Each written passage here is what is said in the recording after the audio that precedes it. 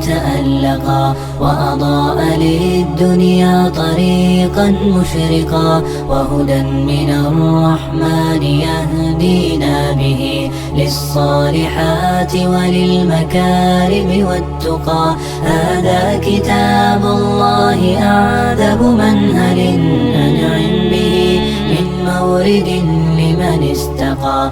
قد صانه رب العباد بحفظه وحماه حتى لا يضيع ويخلقا. طوبى لمن حفظ الكتاب بصدره فبدا وضيئا كالنجوم تألقا وتمثل القرآن في أخلاقه وفعاله فيه الفؤاد تعلقا وتلاه في جنح الدجى متدبرا